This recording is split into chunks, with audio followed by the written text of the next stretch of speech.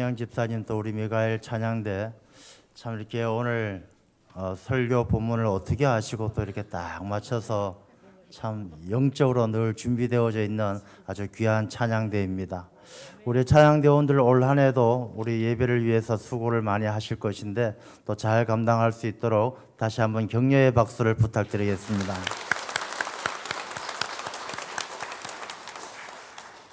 우리 2023년 토끼해 새해가 밝았습니다. 토끼처럼 훌쩍 도약할 수 있는 그런 귀하고 복된 시간이 될 줄로 믿습니다.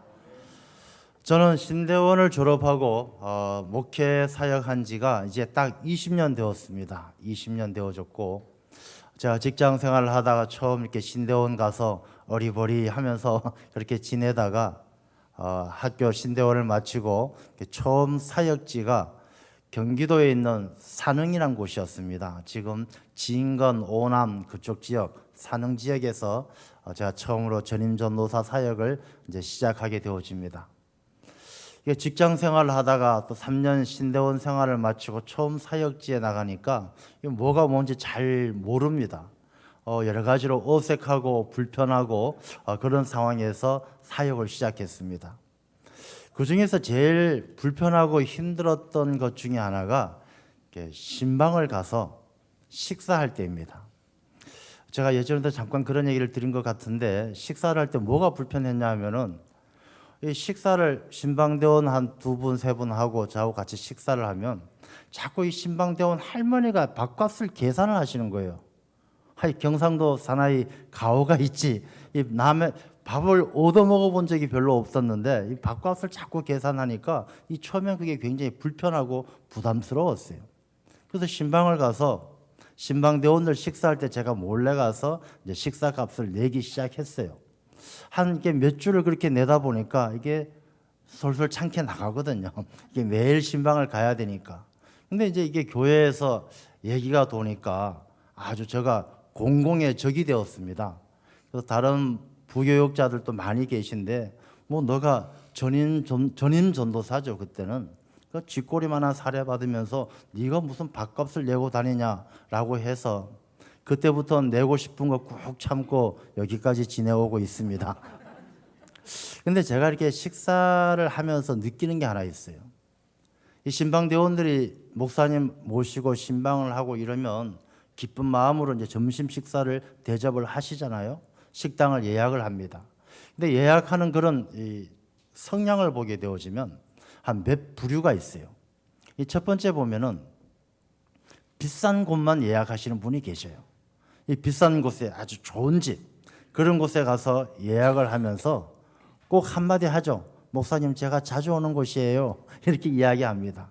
자기가 좋은 식당 잘 다닌다는 것이죠.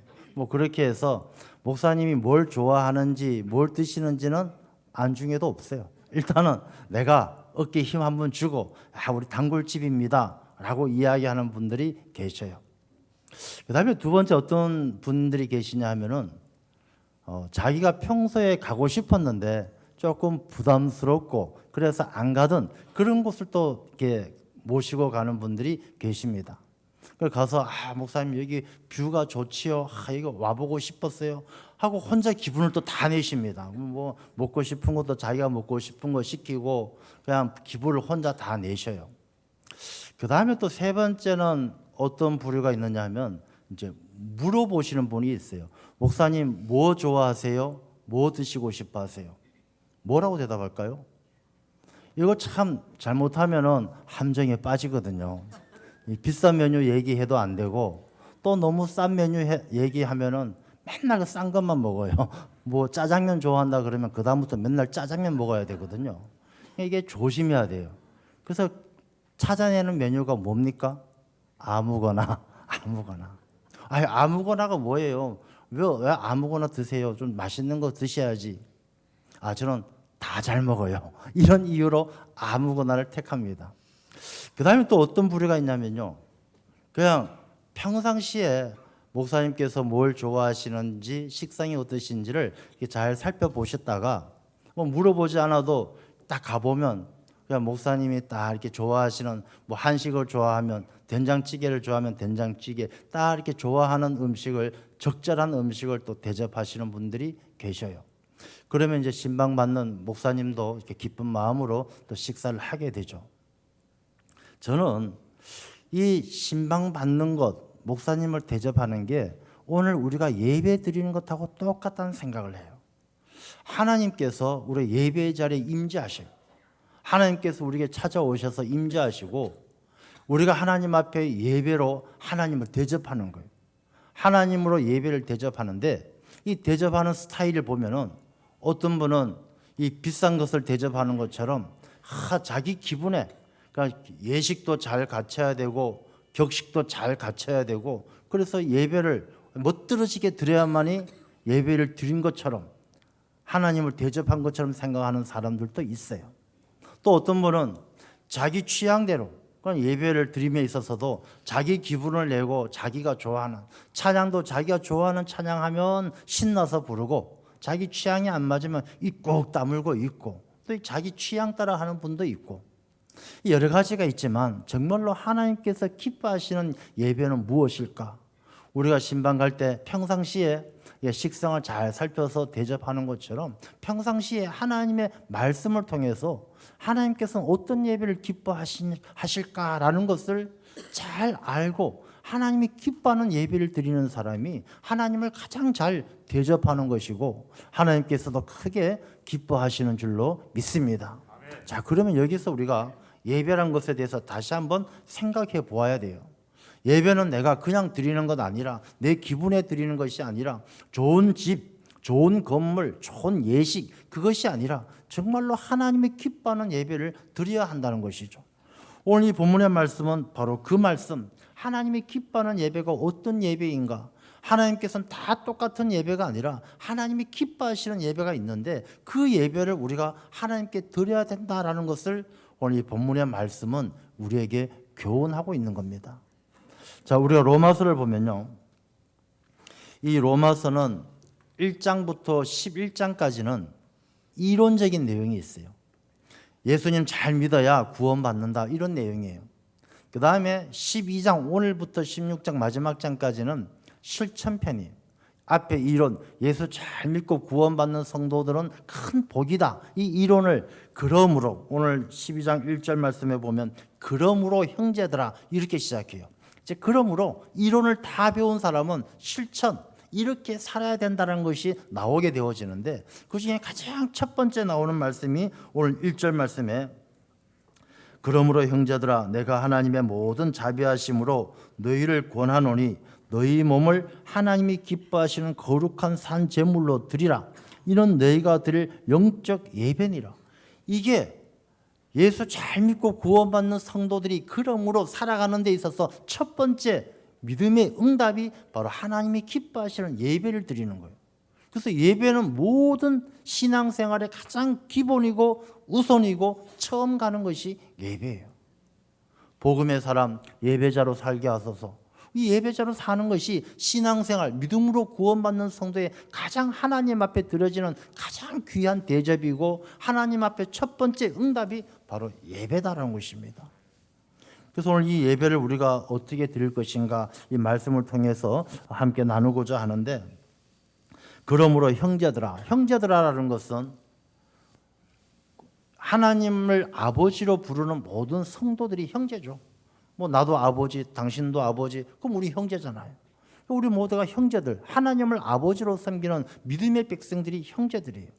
형제들이 하나님께 드리는 예배가 너희 몸을 하나님이 기뻐하시는 거룩한 산 제물로 드리라. 여러분 몸이라는 게 무엇이겠습니까?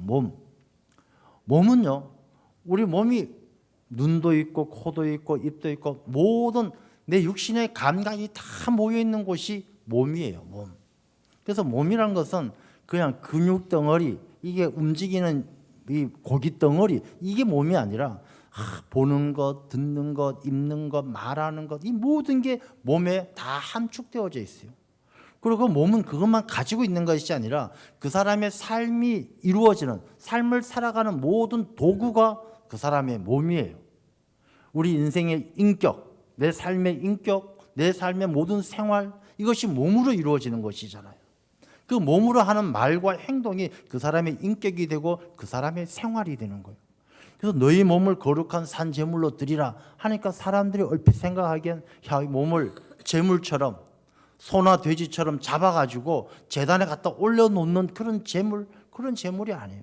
너희 몸이라는 것은 우리가 느끼는 모든 감각들, 듣는 것, 입는 것, 말하는 것, 잡는 것, 붙드는 것, 아픈 것, 힘든 것, 이 모든 감각들이 다 몸 안에 있는 것이고 내 인격과 내 산 모든 것이 몸이 내 인격의 도구예요. 움직이는 것마다, 내 생활하는 것마다 그게 인격이니까. 그 모든 삶 자체가 몸이라는 단어 속에 포함되어져 있는 것이죠. 그래서 너희 몸을 하나님이 기뻐하시는 거룩한 산 제물로 드리라. 어떤 분은 이렇게 이 말씀을 가지고 그렇게 물어보시는 분도 계세요. 아이고, 하나님께서는 중심을 보신다고 그러셨는데 꼭 몸으로 제물을 드려야 됩니까? 하나님께서 우리가 뭘 생각하는지 뭐 하는지 다 그 중심을 보시는데 그 몸이 뭐 중요하다고 몸으로 제물로 드리라고 이야기를 하십니까? 라고 하는 분도 계세요. 근데 그렇지가 않아요. 여러분, 몸이나 그 사람의 중심이나 다를 바가 없어요. 중심이 몸으로 나타나고 몸으로 나타나는 것이 그 사람의 중심이에요. 우리가 명절이 되면 이제 설 명절이 올 이번 달에 있는데 명절이 되면 고향에 부모님을 찾아갑니다. 선물 보따리 들고 찾아갑니다. 이 선물 보따리 찾아가서 어머니 아버지에게 선물 보따리를 내려놓으면 어머니 아버지가 꼭 선물 보따리 풀어서 그 안에 들어있는 선물을 봐야만 자식의 마음을 알겠습니까? 이미 보따리를 들고 오는 그 자식의 모습만 봐도 너무 기쁘고 행복한 거예요.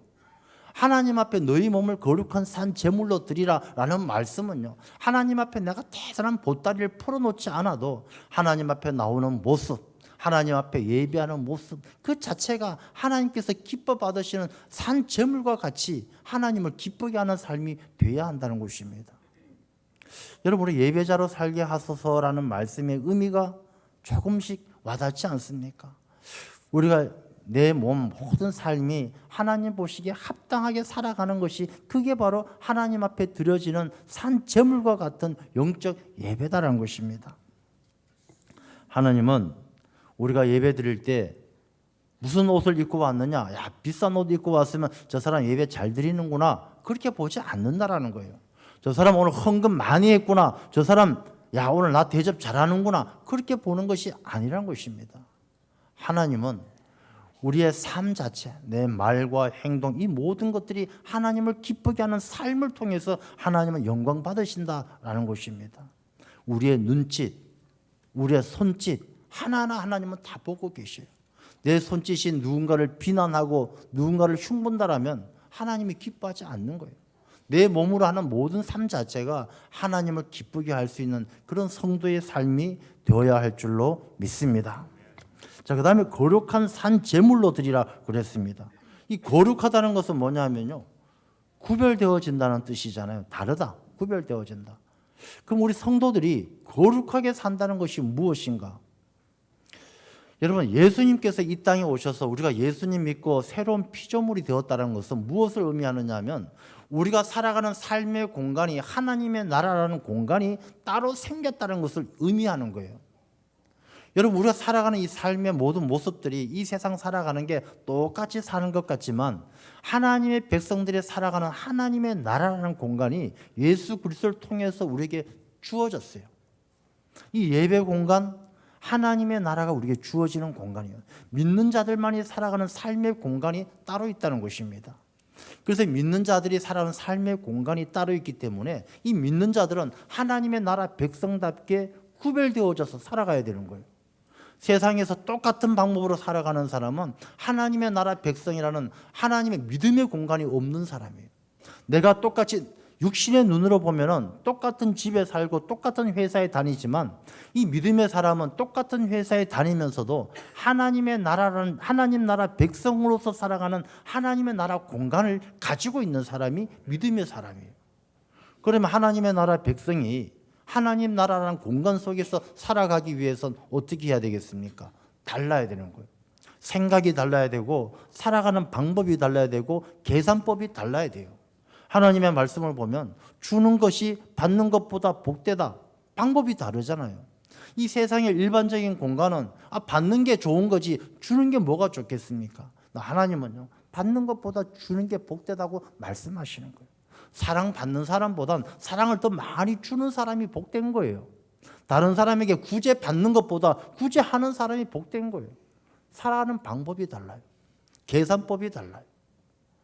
그래서 우리가 이 거룩하다는 것은 내가 하나님의 백성으로 하나님 예수 그리스도를 믿는 사람들에게 주어지는 하나님의 나라라는 공간 속에서 살아가는 그런 하나님 나라 법대로 살아가는 삶이 되어져야 한다라는 것이 바로 거룩하다라는 것입니다. 그래서 우리가 세상과 똑같이 살 수가 없고 세상과 구별되어진 방법으로 살아가는 것이죠. 그 다음에 산재물이라고 그랬습니다. 여러분, 재물이란 것은 이 재물의 특징을 잘 생각해 보면 내가 하나님 앞에 거룩한 산재물로 산다는 게 무엇인가를 알 수가 있어요. 자, 재물의 특징이 첫 번째는 뭐냐 하면 이 재물은요, 막 이리 뛰고 저리 뛰고 막 그런 건 재물로 드려질 수가 없어요. 이 재물로 하나님께 드려지기 위해서는 일단은 죽어야 돼요. 옛날에 소나 비둘기나 하나님 앞에 제물로 드릴 때 이 살아있는 것을 제물로 드릴 수가 없는 거 아니겠습니까? 죽어야 되는 것이죠. 하나님 앞에 죽어야 제물이 되는 거예요. 다시 말해서 우리가 산 제물이 된다는 것은 내 고집이나 내 생각이나 이걸 따라 살아서 이리 가고 저리 가고 돈 벌고 싶다 돈 벌러 뛰어다니고 저 재미있다 재미 쫓아 뛰어다니고 이런 삶으로는 하나님 앞에 산 제물 같은 삶이 될 수가 없는 것이죠.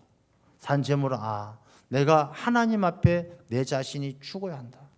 우리가 십자가에 주님께서 십자가에 못 박혀 죽는 것처럼 그리스도와 함께 못 박혀 죽는다는 것은 내가 진짜 십자가에 못 박혀가지고 내 육신의 생명을 끊는 것이 아니라 내 고집, 내 주장, 내 생각을 하나님 앞에 다 내려놓는 것이 바로 죽는 거예요. 그래서 거룩한 산 제물이라는 것은 하나님 앞에 죽어야 한다. 하나님 앞에 죽게 되어지면요, 이 하나님 앞에 죽은 그 제물은 하나님께 드려져요. 하나님께 드려진 그 제물은 하나님께서 기뻐 받으셔서 영광을 받으시는 거예요. 자, 이것을 우리가 한 예로 든다라면 다니엘을 한번 생각해 보겠습니다. 다니엘은 바벨론 포로로 잡혀갔어요. 바벨론 포로로 잡혀갔으면 그 포로 생활이 얼마나 힘들고 고달프겠습니까? 그러나 다니엘은요, 자기만이 살아가는 하나님의 나라라는 공간이 있어요. 그 포로에 붙들려 가서 기도하면 죽인다. 너 이거 먹어라. 먹지 않으면 죽인다. 그런 수많은 세상의 압력 가운데도 다니엘은 뜻을 정하고 자기 기도하는 습관을 놓지 아니하고 자기만 하나님 나라 공간, 하나님의 백성으로 살아가는 공간을 가지고 살아갈 때 그 다니엘의 삶은요, 거룩한 산 제물과 같이 하나님께 드려진 삶을 사는 거예요. 하나님께 드려진 그 삶은 하나님께서 지키시고 보호하셔서 사자굴에 던져져도 하나님께서 지키셔서 건져주시는 거예요. 거룩한 산 제물과 같이 드려진 삶은 하나님께서 책임지고 하나님께서 붙들어 주실 줄로 믿습니다. 그리고 우리가 너희가 드릴 영적 예배라고 그랬어요. 영적 예배. 여러분, 예배는 우리가 종말론적으로 예배를 드려야 됩니다. 이 말씀이 뭐냐면 한 번을 드리더라도 이 예배가 정말 내가 하나님 앞에 드리는 마지막 예배가 될 수 있다라는 그런 절실하고 간절하고 참된 마음으로 영과 진리로 드리는 예배는 그런 예배가 돼야 돼요. 그리고 실제로 우리가 드리는 이 예배가 마지막이 안 된다라고 누구도 장담할 수 없는 게 우리 인생 아니겠습니까? 성경 말씀에도 나와 있는 것처럼 아무리 부자가 소출이 많아도 창고에 쌓아놓고 이제 앞으로 행복하게 살자 그래도 그날 밤에 하나님께서 그 영혼을 거두어 가시면 그 모든 게 다 헛된 거예요. 그 일은 누구에게도 일어날 수 있는 일이죠. 우리 모두에게도 언제나 하나님께서 부르시면 언제든지 갈 수 있는 게 우리 인생이다라고 생각한다면 우리가 드릴 수 있는 그 예배가 얼마나 영적 예배, 내가 정말로 내 모든 것을 다해서 마지막 예배인 것처럼 드리는 그 예배가 영적 예배예요. 집 살 때는 영끌 한다 그러잖아요. 집 살 때는 영혼까지 끌어모아서 집을 사면서 하나님의 집, 하나님의 나라를 사는데 왜 영끌을 안 합니까? 우리가 예배를 드릴 때 영끌을 해야 되는 거. 예배 드리러 와서 딴 생각하고 하품하고 뭐 문자 보내고 집중 안 하면은 하나님 앞에 드려지는 예배가 영적 예배가 아니에요. 그 영적 예배가 아니라 그 흉내만 내는 형식적 예배에 지나지 않는 거예요. 성경 말씀에 보면 바리새인들은 늘 예수님에게 표적을 구했어요. 예수님 당신이 표적을 보여주면 우리가 당신을 믿겠습니다. 그들은 성경 말씀에 보면 예수님께서는 바리새인들에게 한 번도 표적을 보여주지 아니하시고 오히려 그들 책망했어요. 화 있을진저 이 외식하는 자들아, 이 독사의 자식들아, 책망하셨어요. 복음서에 보면 놀라운 표적과 기적을 본 사람들은 그런 사람들이 아니라 눈먼 자, 걷지 못한 자, 귀신 들린 자, 안 못 보는 자, 이런 자들이 기적을 경험해요. 이 차이가 뭔지 아십니까? 제가 어제도 그런 말씀을 드렸지만요, 이 바리새인들의 신앙은요 표적을 보여줘야 믿는 신앙이고, 이 간절한 사람들은 믿음으로 기적을 보게 되는 거예요. 예배도 마찬가지예요. 예배도 뭔가 뭐 큰 은혜가 있어야 예배의 자리에 나간다. 그건 순서가 잘못된 거예요. 내가 정말로 내 영끌해서 영혼을 끌어모아서 내가 영적 예배로 내 힘을 다하고 마음을 다하고 내 생애 마지막 예배인 것처럼 예배 자리에 나가면요, 그 예배가 어떻게 은혜가 충만하지 않을 수 있겠습니까? 많은 분들이 그런 얘기하는 분들 계시죠. 뭐 목사님, 뭐 예배 가도 은혜가 안 돼서 예배 안 가기가 싫어요. 자기가 예배 자리에 나가는 자세가 잘못된 거예요. 자기가 정말로 영적 예배로 내 영혼을 끌어모아서 마지막 예배처럼 드린다라면 그 예배가 어떻게 은혜가 안 될 수가 있겠습니까? 우리가 그런 예배를 드려야 할 줄로 믿습니다. 그런 예배 자리에 나가면요, 하나님께서 우리에게 생명력을 주입해 주셔요. 제가 이 교회는 주유소와 같다라는 말씀을 몇 번 드렸어요. 아무리 벤츠고 아무리 좋은 차라도 기름을 넣지 않고는 그 차 아무 쓸모 없는 거예요. 여러분, 우리가 아무리 좋은 대학교 나오고 집안이 재벌집 아들이고 해도 거기에 생명력이 주입되지 않으면, 하나님의 영이 함께하지 않으면 아무 쓸모 없는 거예요. 요즘 뉴스를 보면 그런 얘기 나오잖아요. 뭐 재벌 3세, 재벌 4세 맨날 마약하고 음주운전하고, 뭐 아무리 벤츠 타고 다니고 좋은 집에 살면 뭐 하겠습니까? 그 영혼이 병들어 있고 그 영혼이 말라 죽어가면 아무 소용없는 거예요.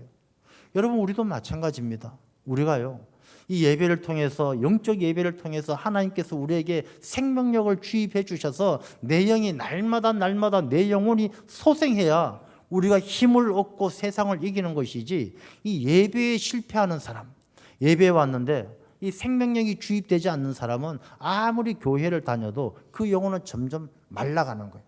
황폐화되어져 가는 것입니다. 여러분, 우리가 예배를 통해서 하나님을 깊이 만나고 그 예배의 자리에서 하나님께서 우리에게 내 영혼을 소생하는 생명력을 주입해 줄 때 예배의 승리자가 세상을 이기는 하나님의 백성 되는 줄로 믿습니다. 죽어 있는 것은요, 아무리 커도 소용없어요. 계곡에 막 물이 떠내려갑니다. 막 이렇게 통나무들도 그 거친 물결을 이겨내지 못하고, 통나무들, 그 큰 나무들도 그 계곡의 물결 따라 다 흘러내려가는 거예요. 아무리 돈이 많고 아무리 사회적 지위가 높아도 그 통나무처럼, 잘려진 통나무처럼 생명을 잃어버린 것들은 다 세상의 풍조에 다 휩쓸려가게 되어져 있는 거예요. 그러나 그 거친 물결 가운데도 거슬러 올라가는 것이 있어요. 뭐냐 하면, 살아있는 물고기는요, 아무리 물결이 새도 그 물결을 헤치고 오히려 거슬러 올라가는 거예요. 우리가 이 세상 살아가는 것도 마찬가지입니다. 우리가 아무리 통나무처럼 덩치가 크고 돈도 많고 잘 나가도 내 영혼이 죽어 있으면요, 이 세대를 본받지 말고 그랬는데 이 세대의 흐름에 다 휩쓸려 가는 거예요.